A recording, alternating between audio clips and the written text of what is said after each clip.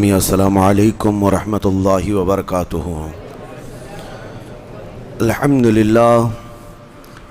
للہ الحنان المنان الذي خلق الإنسان وعلمه البيان، والصلاة والسلام على رسوله سيد الإنس والجان وعلى آله وأصحابه ذوي الخير والإحسان، أما بعد فأعوذ بالله من الشيطان الرجيم، بسم الله الرحمن الرحيم: والذين يكنزون الذهب والفضة ولا ينفقونها في سبيل الله فبشرهم بعذاب أليم۔ صدق الله مولانا العظیم۔ بارگاہ رسالت مآب صلی اللہ علیہ وسلم میں درود پاک کا ہدیہ پیش کریں۔ اللہم صل علی سیدنا محمد معدن الجود والکرم وآلہ واصحابہ الکرام وابنہ الکریم وبارک وسلم صلاۃ دائمۃ سرمدا ابدا۔ عزیزان گرامی وقار، اللہ تبارک و تعالیٰ کی عطا کردہ نعمتوں میں ہر نعمت ایسی ہے کہ جس کی دیکھ بھال اور جس کی حفاظت اس کے دینے والے خالق سے بہتر کوئی نہیں جانتا۔ آپ کو اللہ نے صحت عطا کی ہے، جسم عطا کیا ہے، تو وہی بہتر جانتا ہے کہ اس کی حفاظت کیسی ہو۔ روح دیا ہے اللہ نے آپ کو، تو روح کی حفاظت بھی اللہ ہی بہتر جانتا ہے، بلکہ کائنات کی ہر شے کو پیدا کرنے والا وہی خلاق ہے، اور وہ حفاظت کے طریقے بھی ہمیں خود سکھاتا ہے اور بتاتا بھی ہے۔ روزہ ایک اعتبار سے جسم کی تمام فاسد اور تمام تر بری بیماریوں کو ختم کرنے کا ذریعہ بھی ہے۔ اسی طرح سے اللہ تعالیٰ نے جب آپ کو مال دیا ہے تو اس مال کی حفاظت کا بھی طریقہ اللہ نے بتایا کہ سال میں ایک مرتبہ تم اپنے مال کی زکوٰۃ نکال دو تو یہ مال کا میل نکل جائے گا۔ اس کو احادیث کریمہ میں بھی بیان کیا گیا ہے۔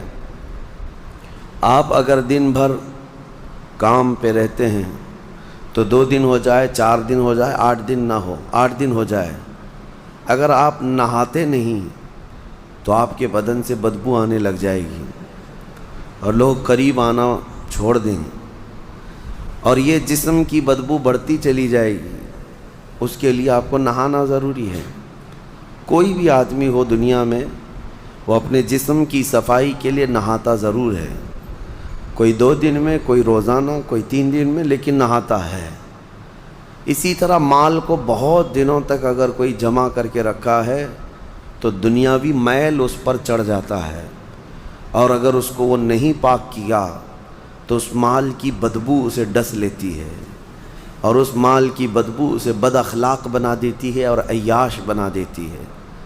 جن لوگوں کے گھر میں زکوٰۃ کا 1 روپیہ بھی باقی رہا، گویا کہ ان کے مال میں پورا حرام پیسہ باقی رہا، اور حرام جب تک گھر کے اندر رہے گا اس کے خیالات بھی فاسد خیالات ہوں گے، اس کے اخلاق بھی گندے اخلاق کی طرح بڑھتے رہیں گے۔ میں آپ کو بتاؤں، کسی کے گھر کے سامنے سے آپ گزر رہے ہیں اور گھر کے اندر اگر کسی نے اگربتی جلائی ہے، بخور لگایا ہے، تو خوشبو باہر آ ہی جاتی ہے، گزرتے ہی پتہ چلتا ہے۔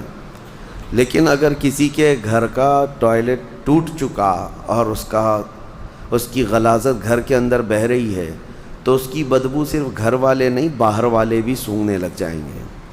اسی طرح سے حرام مال کسی کے گھر میں ہے تو اللہ کے فرشتے اس گھر کے آس پاس تک نہیں آتے۔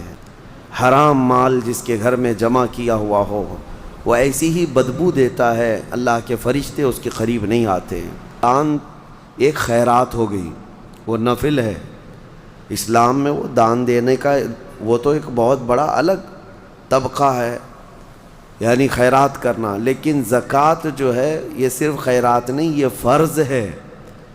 جیسے آپ کے لیے فرض یہ نماز فرض ہے، جمعہ آپ کے لیے فرض ہے، اسی طرح سے صاحب حیثیت کے لیے زکوٰۃ فرض ہے، اور اگر اس نے زکوٰۃ نہیں نکالا تو اس کے متعلق قرآن کیا کہتا ہے سنیں: وَالَّذِينَ يَكْنِزُونَ الذَّهَبَ وَالْفِضَّةَ وَلَا يُنْفِقُونَهَا فِي سَبِيلِ اللَّهِ فبشرہم بعذاب علیم۔ محبوب، جو لوگ سونا اور چاندی کو جمع کر کے رکھ لیتے ہیں اور اللہ کی راہ میں اس کی زکوٰۃ نہیں دیتے یا خرچ نہیں کرتے، آپ ان کے لیے دردناک عذاب کی بشارت دے دیجئے۔ اللہ فرما رہا ہے اپنے محبوب سے، ان لوگوں کو دردناک عذاب کی بشارت دے دے۔ کیا ہوگا؟ یوم یحما علیہا فی نار جہنم فتکوی بہا جباہہم وجنوبہم وظہورہم ھذا ما کنزتم لانفسکم فذوقوا ما کنتم تکنزون۔ اللہ فرماتا ہے جس دن آگ تپائی جائے گی، جہنم کی آگ تپائی جائے گی، بھڑکائی جائے گی، تو اس آگ کے ذریعے سے ان کی پیشانیوں کو داغا جائے گا، ان کے بازوؤں کو داغا جائے گا، ان کے پیچھے والے حصے کو داغا جائے گا اس گرم تپی ہوئی آگ سے، اور پھر اس سے کہا جائے گا ھذا ما کنزتم لانفسکم، یہ تو وہی ہے جو تو نے اپنے لیے خزانہ کر کے رکھا تھا، یہ وہی ساری چیزیں ہیں جو تو نے اپنے لیے سیو کر کے رکھا تھا۔ فذوقوا ما کنتم تکنزون، جو کچھ تم جمع کرتے تھے اب چکھو آج کے دن، آج اس کو چکھو، یہ کہا جائے گا، اس کو چکھایا جائے گا اور عذاب میں مبتلا رہے گا۔ یہاں تک کہ یہ تو قیامت کے دن کے عذابات کا ذکر ہے، اور قبر کے متعلق فرمایا گیا کہ اس کی میت قبر میں رکھ کر کے چلے جانے کے بعد سے لے کر قیامت قائم ہونے تک ایک خوفناک سانپ اس کے گلے میں پھندا ڈال کر قبر میں بیٹھا رہے گا، اور اس کی ناک کی ہڈی کو ڈستا ہوگا اور چوستا ہوگا۔ وہ قبر والا پریشان اس عذاب سے اس کو دور کرنے کی کوشش کرتا رہے، تو وہ سانپ کہتا ہے کہ تو مجھے کیوں الگ کرتا ہے، میں تیرا مال ہی تو ہوں جسے تو دنیا میں بہت زیادہ عزیز رکھتا تھا، میں تیرا سونا چاندی اور تیرا جمع کیا ہوا مال ہی تو ہوں، تو اب اس سے مجھ سے چھٹکارا اس وقت تک نہیں حاصل کر سکے گا جب تک اسرافیل علیہ السلام سور نہ پھونک۔ میرے عزیزو، یہ جو وعیدیں آئی ہیں ان لوگوں کے لیے ہیں جنہوں نے اپنے مال کا حق اللہ کی راہ میں نہیں دیا۔ آپ دیکھیں اللہ کریم نے جو کچھ بھی دیا ہے آپ کو، یہ آپ کی اپنی محنت نہیں۔ جو اگر یہ سمجھتا ہو میں نے اپنے خون پسینے کی محنت سے یہ سب کمایا ہے، یہ خام خیالی ہے میرے عزیز۔ اللہ تبارک و تعالیٰ اگر نہ دینا چاہے، تمہاری ناک زمین پر گھس جاتی، وہ ایک سکہ بھی تجھے نہ ملتا۔ رب تعالیٰ کی یہ عنایتیں ہیں جو تمہیں مال دیا، لیکن جس نے دیا کیا تم سے اس نے پورے آدھے مال کا تقاضا کیا؟ رب تبارک و تعالیٰ نے یہ فرمایا کہ تم کو اگر 1,00,000 روپے کی قیمت کی کوئی چیز آج دنیا میں دی گئی تو 50,000 اللہ کی راہ میں دے دینا، یا 1/4 25,000 دے دینا، 1 پاؤ حصہ دے دینا۔ نہیں، دنیا تو تقاضا کرتی ہے پرسنٹیج کا۔ یہاں رب تبارک و تعالیٰ نے پورے سال میں، وہ بھی انکم پر نہیں، سیونگ پر۔ یاد رکھو دنیا کی جو ٹیکس ہیں، جتنی بھی ڈپارٹمنٹ ہیں، وہ تمہارے انکم پر ٹیکس لگاتی ہیں۔ انکم جتنی ہو رہی ہے اس پر ٹیکس ہے۔ انکم ٹیکس کیا ہے؟ آپ جتنا کما رہے ہیں اس پر ٹیکس آتا ہے، لیکن میرا مولا تمہارے انکم پر نہیں۔ تم سال میں کروڑ روپے بھی کماتے کیوں نہ ہو، لیکن اگر بچتا کچھ نہیں ہے تو زکوٰۃ کچھ بھی نہیں، زکوٰۃ کچھ بھی نہیں ہے۔ ہاں، جو سیونگ ہے تمہارے پاس، جو بچی ہوئی چیز ہے، اس کے لیے رب تعالیٰ فرماتا ہے جو بچا کر تم نے رکھا ہے، اب اس کا آدھا نہیں، اس کا پاؤ نہیں، اس کا 10واں حصہ نہیں، اس کا 20واں حصہ نہیں، بلکہ اپنے پورے مال کا 40واں حصہ 2.5% صرف اللہ کی راہ میں ادا کیا کرو۔ باقی 97.5% تمہارے پاس سیف رہتا ہے، 97.5% تمہارے پاس۔ مجھے حیرت ہوتی ہے زکوٰۃ کے اس نظام کو، کبھی میں سوچتا ہوں اتنا 2.5% نکالنے سے ہوتا کیا ہے؟ کس کا بھلا ہوگا؟ نکالنے والے کا کیا نقصان ہونے والا ہے؟ کچھ بھی نہیں۔ اور جس کو دے رہے ہیں اس کا کیا ہوگا؟ نہیں۔ یہ رب ذوالجلال کی حکمت بالغہ ہے۔ آپ کو میں بتاؤں، رسول اقدس صلی اللہ تعالیٰ علیہ وسلم کے زمانے میں جو غربت تھی مدینے کی، وہ ایسی غربت تھی کہ صحابہ کے پاس پورا جسم چھپانے کے کپڑے بھی نہیں تھے۔ کسی کے پاس 2 کپڑے، کسی کے پاس 1 کپڑا، اور کھانے پینے کی اشیاء کی ایسی قلت تھی کہ وہ صرف 1 یا 2 کھجور پر پورا دن گزار لیتے تھے۔ ان کے پاس ہتھیار خریدنے کے لیے پیسے نہیں تھے، جو جنگوں میں ایسی لکڑیاں لے کر چل پڑتے تھے۔ غربت کا عالم یہ تھا۔ میں آج آپ کو بتاؤں کہ حضور پاک کی وفات ظاہری کے بعد صدیق اکبر کا زمانہ آیا، 2.5 سال صدیق اکبر نے خلافت کی، اس کے بعد سیدنا عمر ابن خطاب کا زمانہ آیا۔ اب دور خلافت عمر میں حضرت عمر فاروق کی خلافت کا دور ہے۔ اب زکوٰۃ کا نظام بڑھ چکا تھا، اسلام کی سرحدیں بھی بہت دور ہو چکی تھیں، بہت پھیل چکی تھیں۔ یمن کے گورنر سیدنا معاذ ابن جبل رضی اللہ تعالیٰ عنہ صحابی رسول ہیں، وہاں کی زکوٰۃ کلیکٹ کرتے ہیں اور وہ زکوٰۃ مدینہ بھیجتے ہیں حضرت عمر کے پاس، خط لکھ کر کے امیر المومنین یمن کے غنی حضرات کی یہ زکوٰۃ ہے، فقرائے مدینہ میں اس کو تقسیم کر دیا جائے۔ جب مال مدینے پہنچا، سیدنا عمر فاروق رضی اللہ تعالیٰ عنہ نے لیا، مدینے میں اعلان کیا کہ یمن سے زکوٰۃ آئی ہے، جو مستحقین ہیں وہ آ جائیں۔ 3 دن تک مسلسل اعلان ہوتا رہا، مدینے میں ایک آدمی بھی زکوٰۃ لینے والا رہا ہی نہیں۔ ہر ایک اتنا کیپیبل ہو چکا تھا کہ زکوٰۃ دینے والے تھے، مدینے میں لینے والا کوئی تھا ہی نہیں۔ یہ اتنا جلدی کیسے ریولیشن آیا؟ اس غریبی سے کیسے لوگ اس منزل تک پہنچے؟ حضرت عمر فاروق رضی اللہ تعالیٰ عنہ نے پوچھا کہ مدینے میں کوئی آنے والا نہیں ہے زکوٰۃ لینے کے لیے؟ یہ وہی مدینہ ہے، جب آئے تھے تو ان کو پانی کی قلت تھی، پانی بھی نہیں پی پا رہے تھے، پیسے دے کر خریدنا پڑتا۔ تو پھر حضرت عمر نے خط لکھ کر کے واپس بھیجا حضرت معاذ بن جبل کو کہ مدینے میں کوئی بھی اب زکوٰۃ کا مستحق نہیں رہ گیا، لہٰذا یمن کے فقیروں میں ہی اس کو تقسیم کر دو۔ حضرت معاذ بن جبل کے پاس یہ مال دوبارہ گیا اور انہوں نے دوبارہ پھر خط لکھ کر کے بھیجا کہ حضور پورے یمن میں بھی کوئی فقیر نہیں رہ گیا۔ یہ نظام مصطفیٰ ہے، یہ نظام مصطفیٰ ہے۔ تم سمجھتے ہو 2.5% سے کچھ نہیں ہوتا؟ بہت بڑا ریولیشن آتا ہے، بہت بڑا انقلاب آتا ہے، کیونکہ یہ حکم اللہ کا ہے، اور جب یہ صحیح جگہ پر پہنچے گی تو رب ذوالجلال وہ اس کی شان قدرت ہے کہ اس کس غریب کو اٹھا کر غنی بنا دے۔ میرے عزیزو، آج کئی نظام درہم برہم ہے، ہماری زکوٰۃ کا نظام بھی درہم برہم ہے۔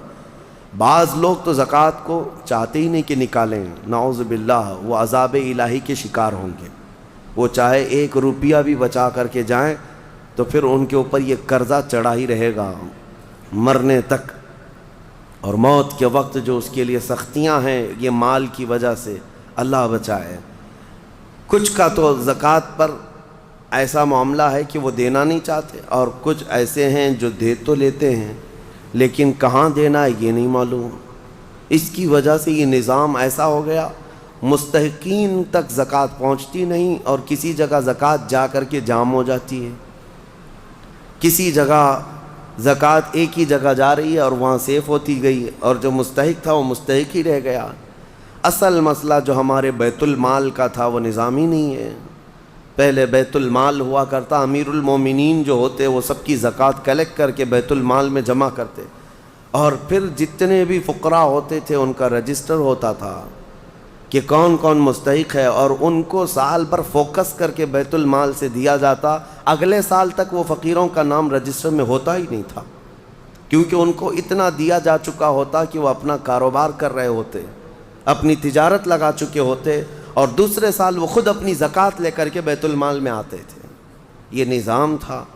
بہرحال عزیزان گرامی وقار، جتنا بھی ہمارے پاس اب بچا ہے نظام، اس میں اللہ رب العزت کے حضور جانے سے پہلے اپنے مال کو اس کی راہ میں اس کے حکم کے مطابق ادا کر دو، ورنہ جو عذاب الہی قارون کو آیا تھا، آپ کو پتہ ہوگا، قارون دنیا کا سب سے بڑا مالدار آدمی، اللہ تعالیٰ نے اس کو بے حساب دولت دی تھی۔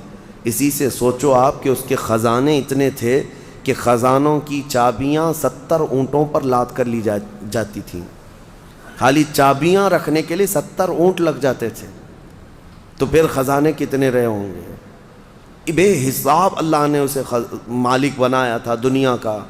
لیکن جب زکوٰۃ کا حکم آیا حضرت موسیٰ علیہ السلام پر، تو اس نے آنا کانی شروع کی کہ ایسا اتنا مال چلا جائے گا، اتنے خزانے تو زکوٰۃ میں جا رہے۔ موسیٰ علیہ السلام نے اس کے لیے رعایت کی درخواست کی تو رب تعالیٰ نے کتنی رعایت کی پتہ ہے؟ کہ قارون کے لیے زکوٰۃ اتنی کہ وہ 1000 میں 1 روپیہ دے، 1000 میں 1 روپیہ دے۔ آج آپ 100 میں 2.5 روپیہ دیتے ہیں، اور اتنے بڑے مالدار کو، کیونکہ رب تعالیٰ بہتر جانتا تھا، جب اس نے اس کا بھی کیلکولیشن کیا تو کئی خزانے زکوٰۃ میں نکل رہے تھے۔ اب اس کا دل نہیں مانا کہ اتنے میں خزانے کسی کو مفت میں یوں ہی دے دوں۔ مال ایک ایسی چیز ہے جب کسی کے دل پر یہ غلبہ کر جاتی ہے تو وہ اپنے باپ کو بھی نہیں تسلیم کرتا، نہ اپنے بیٹے کو تسلیم کرتا۔ اسی لیے میرے آقا صلی اللہ علیہ وسلم نے فرمایا مال کے طلبگار کتے کی طرح ہیں۔ کتا جو ہے مردہ کھانے کے لیے جاتا ہے، پورا بیل کھا تو نہیں سکتا لیکن دوسرے کتے کو برداشت بھی نہیں کر پاتا، کھاتا تو نہیں ہے پورا، لیکن کوئی دوسرا کتا آئے تو بھونکنے لگے گا، دانت نکالے گا، اس کو چیخ مارے گا۔ یہ حدیث پاک میں مثال اللہ کے حبیب نے فرمائی ہے کہ دنیا کا طلبدار کتے کی طرح ہے، اور دنیا مردار ہے۔ اس مردار کو کھانے کے لیے جتنے جھپٹ پڑے ہیں وہ اپنے سگے بھائیوں کو بھی اپنے کاروبار میں برداشت نہیں کر پاتے، شریک اس کو پارٹنر برداشت نہیں کر پاتے۔ میں یہ عرض کر رہا تھا قارون کے متعلق، اس نے موسیٰ علیہ السلام پر زنا کی تہمت لگانے کا ارادہ کر لیا کہ میں ان کو ڈیمیج کر دوں گا تاکہ پوری قوم میں ان کی امیج گر جائے، ختم ہو جائے۔ لیکن موسیٰ علیہ السلام پر وہ تہمت لگا نہ سکا۔ جس عورت کو اس نے پیسے دے کر خریدا تھا وہ عورت بول پڑی کہ مجھے قارون نے اتنے پیسے دیے موسیٰ پر تہمت لگانے کے۔ حضرت موسیٰ علیہ السلام کو جلال آیا، آپ نے صرف اتنا حکم کیا کہ اے زمین قارون کو نگل جا۔ زمین پھٹ گئی، قارون اندر جانے لگا۔ عذاب کو اپنی آنکھوں سے دیکھنے کے بعد بھی مال کا جو حریص ہوتا ہے، لالچی ہوتا ہے، اس کی طلب کیا رہ جاتی ہے پتہ ہے؟ اس وقت جب زمین اسے نگل رہی ہے وہ موسیٰ علیہ السلام سے یوں کہتا ہے اے موسیٰ تم مجھے دھسا کر میرے خزانوں پر قبضہ کرنا چاہتے ہو، میرے مال پر تم قابض ہونا چاہتے ہو؟ موسیٰ علیہ السلام نے کہا اے زمین رک جا، ٹھہر جا۔ وہ جتنا دھسا تھا وہیں رکا۔ پھر آپ نے حکم فرمایا زمین اس کے پورے خزانوں کو نگل جا۔ زمین پھٹ گئی اور ایسے اس کے خزانے ریت بن گئے، پورے دھس گئے۔ آج بھی وہ مصر میں بحیرہ قارون نام سے فیوم کی ایک جگہ میں موجود ہے، ایک سمندر کی طرح دکھتا ہے جس پر پورا پانی ہے آج، جہاں اس کے خزانے غرق کر دیے گئے تھے۔ اور اس کے بعد پھر موسیٰ علیہ السلام نے حکم دیا زمین اس کو بھی نگل جا۔ وہ ہمیشہ کے لیے زمین بوس ہو گیا، ختم ہو گیا۔ اور اس کا ذکر قرآن پاک میں بھی اللہ تعالیٰ نے فرمایا وَآتَيْنَاهُ مِنَ الْكُنُوزِ، ہم نے اس کو خزانے دیے تھے، لیکن اللہ کی راہ میں جب دینے کی بات آئی تو پھر دل پسیج گیا، اور دل کے اندر نہ جانے کیسے کیسے خیالات آئے کہ میں نہیں دوں گا۔ آج جس کو مال کی محبت غالب ہو گئی اس کا حشر قارون کے ساتھ ہوگا قیامت کے دن، وہ قارون کے ساتھ اٹھایا جائے گا۔ میرے عزیزو مال دینے سے کبھی کم نہیں ہوتا۔ میں آپ کو بتاؤں 1400 سال کے بعد بھی آج بھی مدینہ طیبہ میں حضرت عثمان غنی کا اکاؤنٹ چل رہا ہے، پتہ ہے آپ کو؟ ان کے نام کی آج بھی ہوٹل ہے، وقف عثمان بن عفان، ان کا خریدا ہوا کنواں آج بھی موجود ہے مدینے میں، ان کے پیسے ابھی ختم نہیں ہوئے، ان کے پیسوں سے میونسپلٹی کا خرچہ آج بھی نکالا جاتا ہے مدینے کا۔ 14 صدیاں گزر گئی لیکن مال ابھی تک ختم نہیں ہوا عثمان ابن عفان رضی اللہ تعالیٰ عنہ کا۔ سنا ہے کہ ان کا کھاتا بھی چلتا ہے اور اس کو ہمیشہ ترقی دی جاتی رہتی ہے۔ میں یہ پوچھنا چاہتا ہوں میرے عزیزو، اللہ کی راہ میں دینے والے وہ عثمان ابن عفان جن کے لیے میرے آقا صلی اللہ علیہ وسلم نے دعا کی تھی، جب جیش العسرہ جنگ تبوک میں جا رہے تھے، نبی پاک صلی اللہ تعالیٰ علیہ وسلم نے اعلان فرمایا کوئی ہے جو اللہ کی راہ میں اپنا مال خرچ کرے؟ حضرت عثمان غنی رضی اللہ تعالیٰ عنہ نے اعلان کیا 1000 اونٹ میری جانب سے اور اتنا ہی ساز و سامان۔ پھر دوسری بار حضور پاک صلی اللہ علیہ وسلم نے اعلان فرمایا اور کوئی ہے؟ حضرت عثمان غنی دوبارہ اٹھتے ہیں اور کہتے ہیں 1000 اونٹ میری جانب سے اور اتنا ہی ساز و سامان۔ تیسری بار میرے آقا صلی اللہ علیہ وسلم نے پھر اعلان کیا کوئی اور اللہ کی راہ میں وقف کرے گا؟ حضرت عثمان غنی پھر اٹھتے ہیں اور کہتے ہیں 1000 اونٹ اور میری جانب سے۔ ایک محفل میں 3000 اونٹ ساز و سامان کے وقف کرنا اور اس کے بعد میرے آقا نے فرمایا اب عثمان کو جنت میں جانے سے کوئی چیز روک ہی نہیں سکتی، جنت واجب کر لیا انہوں نے اپنے اوپر۔ میں کیلکولیشن کے اعتبار سے آپ کو ایک تخمینہ اندازاً بتاؤں، اس زمانے میں جو حضرت عثمان غنی نے ایک محفل میں وقف کیا تھا حضور پاک کے ایک فرمان پر، ایک محفل میں جو دیا تھا، آج کے حساب سے جب اس کو ٹیلی کیا جائے اور کیلکولیٹ کر کے اس کی آج کی قیمت لگائی جائے تو تقریباً 116 کروڑ روپے کی قیمت ہوتی ہے، 1 ارب 16 کروڑ آج کے دور کے اعتبار سے۔ وہ اونٹ، وہ ساز و سامان، وہ ساری چیزیں، ہے کوئی جو فرمان مصطفیٰ پر 120 کروڑ اپنا یوں ہی لگا دے اللہ اور اس کے رسول کے نام پر؟ اب یہاں سے یہ بھی اندازہ ہوتا ہے کہ اللہ تعالیٰ نے ان کو اس زمانے میں کتنا مال دیا تھا، لیکن کبھی انہوں نے اللہ کی راہ میں خرچ کرنے کے لیے بخالت سے کام کبھی نہیں لیا، کبھی کوئی کنجوسی نہیں، کبھی کوئی مال پر بیٹھ جانا سانپ کی طرح، کوئی ایک جگہ بھی ہمیں نہیں دکھا سکتا۔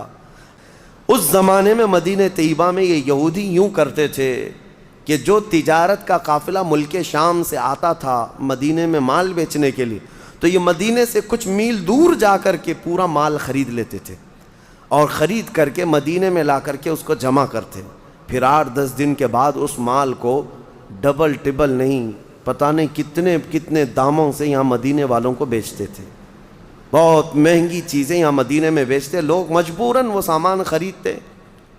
ایسے حالات تھے۔ ایک بار ہوا یہ کہ حضرت عثمان غنی کو جب یہ چیزیں ان کی حالتیں معلوم تھیں تو قافلہ ملک شام سے تجارت کا آ رہا تھا، ابھی بہت دور تھا، حضرت عثمان غنی نے جا کر پورا قافلہ خرید لیا، پورا مال خرید لیا، اور خرید کر کے جب مدینے آئے یہودیوں کو پتہ چلا کہ ہم تو لیٹ ہو گئے ہیں، اب پھر سب کے سب دوڑے آئے حضرت عثمان غنی کے پاس، دیکھو تمہارا تو یہ کام ہے نہیں، ہم برسوں سے یہ کام کر رہے ہیں، تم اپنا یہ مال بیچ دو۔ حضرت عثمان غنی نے کہا میں نے خریدا ہے، اب میں بیچوں گا، میں تجارت کے لیے لیا ہوں۔ کہا ٹھیک ہے تجارت، تم نفع کما لینا، کتنے میں لیے تھے اس کا ڈبل ہم سے لے لو، جتنے میں لیے تھے اس کا ڈبل ہم سے لے لو، یعنی اگر تم نے 1 لاکھ کی یہ پوری مالیت کا قافلہ خریدا ہے تو ہم سے 2 لاکھ لے لو۔ حضرت عثمان غنی نے کہا کہ میں اتنے کم نفع میں نہیں بیچوں گا اپنا مال، تو پھر وہ بحث و مباحثے کے بعد بڑھاتے ہیں، اچھا 2 گنا لے لو، 1 لاکھ روپے کی قیمت کا ہے تو ہم سے 3 لاکھ روپے لے لو، 2 نہیں 3 لاکھ روپے لے لو۔ حضرت عثمان غنی نے کہا نہیں میں اتنے کم نفع میں نہیں بیچوں گا، پھر بحث ہوتی رہی، 3 گنا پر آئے۔ اب اسی سے اندازہ لگاؤ کہ وہ 3 گنا حضرت عثمان غنی سے خرید رہے ہیں تو پھر مدینے والوں کو کتنوں میں بیچیں گے؟ تو حضرت عثمان غنی اس پر بھی انکار کر گئے کہ نہیں میں 3 گنا زیادہ پہ بھی مال نہیں بیچوں گا، مجھے اور نفع چاہیے، اور نفع چاہیے، میں تو زیادہ نفع کے لیے اس کو خریدا ہوں۔ وہ بحث کرتے کرتے کرتے شام ہو گئی اور 5 گنا تک آ گئے اور دھمکی دینے لگے کہ ہم نے اتنے نفع میں تمہارے مال کی بولی لگائی کہ اب دوسرا کوئی تمہارا مال خریدے گا ہی نہیں۔ حضرت عثمان نے کہا مجھے کچھ فرق نہیں پڑتا، مجھے کچھ نہیں فرق پڑتا۔ تو جاتے جاتے کسی یہودی نے کہا 10 گنا زیادہ پہ دے دو گے؟ 1 لاکھ کا مال 10 لاکھ میں دے دو گے؟ حضرت عثمان غنی نے کہا جاؤ تم اپنے گھر، میں اتنے کم نفع میں نہیں بیچنے والا۔ یہ کیا بات ہوئی؟ بہت باتیں بنائی حضرت عثمان غنی کے خلاف یہودیوں نے۔ اس کے بعد 1 دن گزرا تھا، مدینے کے ایک میدان میں پورے قافلے کا غلہ، تجارت کا مال سب اتار دیا گیا۔ حضرت عثمان غنی رضی اللہ تعالیٰ عنہ مدینے میں آئے اور عام اعلان کیا جس کو جس مال کی ضرورت ہے وہ اس میدان میں آئے اور مفت میں لے کر چلا جائے، جس کی جو ضرورت ہے۔ حضرت عثمان غنی کے اس اعلان پر غربائے مدینہ، فقرائے مدینہ ٹوٹ پڑے، جن کو جس غلے کے اناج کی ضرورت تھی وہ بھر بھر کر لے کر چلے گئے۔ شام ہوئی تو یہودی آئے اور پوچھنے لگے عثمان یہ کیا کیا تم نے، یہ کیا کیا تم نے؟ ہم 10 گنا زیادہ پر مال خریدنا چاہتے تھے اور تم نے اونے پونے پتہ نہیں مفت میں کیوں بانٹ دیا؟ حضرت عثمان نے کہا میں نہیں کہتا تھا کہ میں زیادہ نفع چاہتا تھا، تم اتنا نفع نہیں دے سکے، کہا تم تو مفت میں دیے۔ کہا کس نے کہا؟ جھوٹ بات ہے، میں نے مفت میں دیا۔ میں نے اللہ کے ہاتھ 70 گنا زیادہ فائدے میں بیچا ہے، 70 گنا فائدے میں نے بیچا ہے اپنا مال، اور وہ بھی میرا خریدار خلاق کائنات رب العالمین ہے، جو وعدہ خلافی نہیں کرتا۔ یہ عثمان غنی کا یقین اور توکل تھا اپنے رب کی ذات پر، کیونکہ قرآن میں اللہ نے فرمایا مثل الذین ینفقون اموالہم فی سبیل اللہ کمثل حبۃ انبتت 7 سنابل فی کل سنبلۃ 100 حبہ۔ انہی کی شان میں یہ آیتیں نازل ہوئی تھی، حضرت عثمان کی شان میں یہ آیتیں نازل ہوئی۔ اللہ فرماتا ان لوگوں کی مثال جو اللہ کی راہ میں دیتے ہیں ایسے ہی ہے جیسے کسی نے پھلیوں کی ایک بیج بوئی زمین پر۔ پھلی جانتے ہیں جس میں لمبی لمبی پھلیاں ہوتی ہیں، اللہ تعالیٰ فرماتا ہے پھلیوں کا بیج کسی نے بویا، اور پھر جب وہ پودا اگ آیا تو اس پودے میں 70 بالیاں نکلیں، 70 پھلیاں نکلیں، اور ہر پھلی میں 100 بیج، ہر پھلی میں 100 بیج، ایک بیج ڈالا تھا 70 پھلیاں نکلیں، اور ہر پھلی میں 100 بیج۔ اللہ فرماتا ہے کہ اس کا مطلب یہ ہوا کہ ایک بیج ڈالا تو 70 پھلیاں نہیں آئیں بلکہ 700، اور اللہ تبارک و تعالیٰ فرماتا ہے اس سے بھی زیادہ رب تبارک و تعالیٰ دینے پر قادر ہے۔ 700 نہیں، 7000، 70,000، اس سے بھی زیادہ دینے پر رب ذوالجلال قادر ہے۔ عزیزان گرام وقار، ہم نے اس نظام کو یوں سمجھ لیا ہے کہ ایک فیشن ہے، برسوں سے چلا آ رہا ہے۔ کچھ لوگ جو ہے کچھ ٹاول بانٹ دیے، کسی کو لنگیاں بانٹ دیے، کسی کو ٹوپیاں بانٹ دی، اور سمجھتے زکوٰۃ ہو گئی، زکوٰۃ ہو گئی۔ اور کچھ عورتوں کو کپڑے بانٹ دیے، کچھ جگہ پر جو ہے کسی کو افطار کٹ دے دیا، یہ زکوٰۃ ہو گئی۔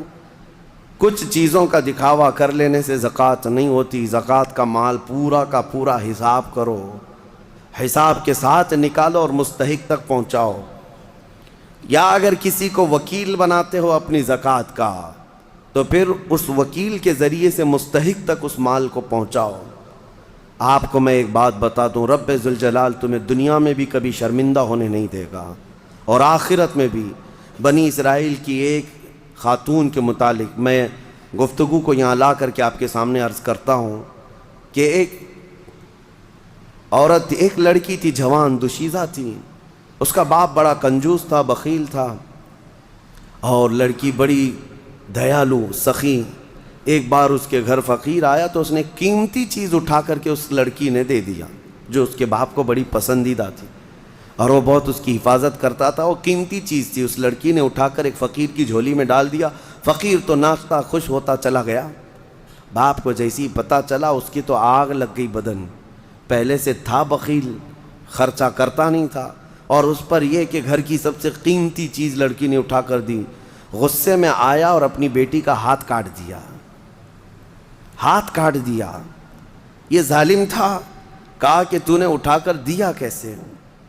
بہرحال بات آئی گئی ہو گئی، جوان ہو گئی، اس کی شادی کی بات تھی، خوبصورت بہت تھی لیکن ہاتھ نہیں تھا، ہاتھ نہیں تھا۔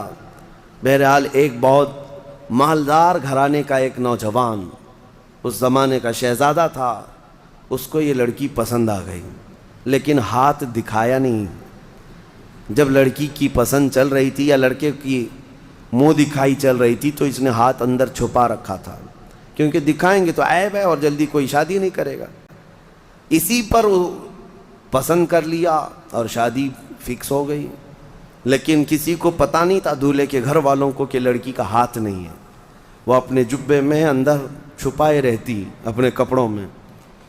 پھر چند دنوں کے بعد جب شادی ہوئی، گھر پہنچے، دلہن کو لے جا کر کے وہ اپنے گھر سجا سنوار کر لائے۔ اس کی بڑی ارمان تھی، بڑی خوبصورت عورت میرے گھر آ رہی، اخلاق کی بھی اچھی تھی، سیرت کی بھی اچھی، صورت کی بھی اچھی۔ لیکن رات کو جب دسترخوان پر بیٹھتے ہیں، اب ہاتھ تو تھا نہیں، سب کے سامنے کھانا تو ہے اور سیدھا ہاتھ غائب ہے، کیسے نکالے ہاتھ؟ بائیں ہاتھ سے کھائے تو لوگوں کو پتہ چلے۔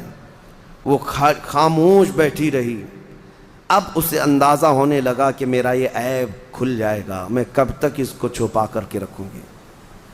کب تک؟ میرے گھر کی ماں اور میرے گھر کی عورتوں کے کہنے پر اب تک چھپا ہی رہی، لیکن اب کب تک چھپاؤں؟ اس کی آنکھوں میں آنسو آ گئے۔ پھر اس کے بعد لوگوں کا اصرار بڑھتا گیا کہ چلو کھاؤ، کھانا تو شروع کرو۔ اس کے دولہا، اس کے شوہر جو نئے نئے ابھی شادی والا تھا، اس نے کہا کہ میری رفیق حیات ہاتھ نکالو اور کھانا شروع کرو، ہاتھ نکالو۔ ہاتھ نکالنے کو تیار نہیں۔ ہاتھ نکالے تو کیسے، ٹوٹا ہوا ہاتھ ہے، میری شادی ٹوٹ جائے گی۔ وہ رو رہی تھی، اچانک غیب سے آواز آئی کہ اے میری بندی تو ہاتھ نکال، تیرا ہاتھ سلامت ہے۔ اس نے جب ہاتھ نکالا تو اس کا ہاتھ پورا کا پورا سلامت تھا، اور اس نے دسترخوان سے کھانا اٹھایا اور کھانے لگی۔ حیرت میں وہ رو پڑی، سجدے میں گر پڑی۔ اس وقت جو اللہ کے نبی تھے ان کے پاس گئی اور ماجرا بیان کیا۔ اللہ کے نبی نے کہا کہ رب تعالیٰ یہ فرماتا ہے ہم اس ہاتھ کو کبھی شرمندہ اور ذلیل ہونے نہیں دیتے جو ہمارے راہ میں اٹھا کرتا ہے، جو ہمارے راستے میں اٹھا کرتا ہے، اس ہاتھ کو ہم ذلیل ہونے نہیں دیتے۔ اللہ ہم سب کو وہ ہاتھ عطا فرمائے جو رب ذوالجلال کے راستے میں اٹھا کرے۔ آج بہت سارے لوگ تمہارے انتظار میں ہیں، اللہ نے اگر کچھ دیا ہے تو ان غریبوں کے حلق تر کرو جن کے ہاں آج کوئی چیز نہیں پہنچ پاتی۔ میرے عزیزوں، پیشہ ور فقیروں کو بانٹنے کی میں بات نہیں کر رہا، آج بہت سارے ایسے لوگ ہیں جن کے ہاں افطار بھی نہیں ہے۔ ہم نے سنا اور ہماری طرف سے جو ہو سکتا ہے، گھر ایسے ہیں جو پانی پہ سحری کر رہے ہیں اور پانی پہ افطاری کر رہے ہیں، اس کے علاوہ ان کے پاس کوئی چیز نہیں، کوئی چیز نہیں۔ بہت ساری ایسی خبریں آتی ہیں، عرب دوست جو ہمارے آتے ہیں وہ کہتے ہیں بچے اتنے مجبور ہو جاتے ہیں کہ رات کے وقت گھاس نکال کر کے کھا لیتے ہیں اپنے بھیڑ کو۔ لیکن آپ حضرات اگر اپنا مال پہنچا نہیں بھی سکتے تو کم از کم ان غریبوں کا احساس تو کرو، احساس کرو۔ جب اللہ تعالیٰ تمہیں شام کے وقت دسترخوان میں کیا نہیں عطا کرتا، ہر طرح کی نعمت تمہارے دسترخوان میں افطار میں ہوتی ہے، تم اپنے پیٹ بھر لیتے ہو، اس وقت دعاؤں میں غربائے امت کو یاد کرو۔ اے اللہ، تیرے حبیب کی وہ بھی امت ہے جن کے حلق آج تر نہیں ہو پاتے، اور میرے دسترخوان کو تو نے نعمتوں سے بھر دیا ہے۔ طاقت و قوت ہے تو اپنا مال ان غربا تک پہنچاؤ اور اپنا مال نکالو، ورنہ یہ عذاب الہی کے بھی شکار ہوں گے اور تمہارا مال بے برکتی کا سبب بنے گا۔ چند دنوں کے بعد یہ مال ایسا ختم ہو جائے گا تمہیں پتہ ہی نہیں۔ ہمارے علاقے میں ایک شخص تھا جو کہتا تھا میری 7 پشتوں تک میں نے اتنا مال رکھا ہے، 7 پشتوں تک لوگ بادشاہ رہیں گے، 7 پشتوں تک، یعنی اتنا مال جمع کیا تھا۔ اچانک ایک حادثے میں انتقال ہوا، چند سالوں کے بعد اس کے چچیرے بھائی نے اس مال پر ایسا قبضہ کیا کہ اس کے سگے بیٹے کو کوئی مال نہیں ملا۔ آج بھی وہ شخص موجود ہے، 10-10 روپے کی بھیک مانگتا ہے، اسی بڑے مالدار کا آدمی، وہ اپنے پان کے لیے، اپنے کھانے پینے کے لیے 10 روپے کی بھیک مانگتا ہے، جس کا باپ کہتا تھا کہ 7 پشتوں تک میرا مال چلے گا۔ میرے عزیزو، رب تبارک و تعالیٰ کے چاہے بغیر کچھ نہیں چلے گا۔ آؤ اللہ رب العزت کی بارگاہ میں دعا کرتے ہیں کہ مولا کریم ہمیں دنیاوی مال اور حرص سے محفوظ فرمائے، اور رب قدیر ہمیں اس کی بارگاہ میں جانے کے وقت پاک و صاف اور ستھرا چہرہ لے کر جانے کی توفیق عطا فرمائے۔ مولا رمضان المبارک میں غربائے امت پر تو رحم فرما دے، یمن، شام، فلسطین، عراق، افغان، برما، جہاں جہاں مسلمان قسم پرسی کے عالم میں ہے، اے رب کائنات اس رمضان میں انہیں کشادگی عطا کر دے، ان کے لیے امن و امان پیدا فرما دے، ان کے دسترخوان کشادہ فرما دے، انہیں خوشحالی کی طرف لے آ۔ اے اللہ، تیرے حبیب کی امت جو بلک رہی ہے اس کی تو دستگیری فرما۔ وصلی اللہ تعالی علی خیر خلق محمد وآلہ وصحبہ اجمعین، وآخر دعوانا ان الحمد للہ رب العالمین۔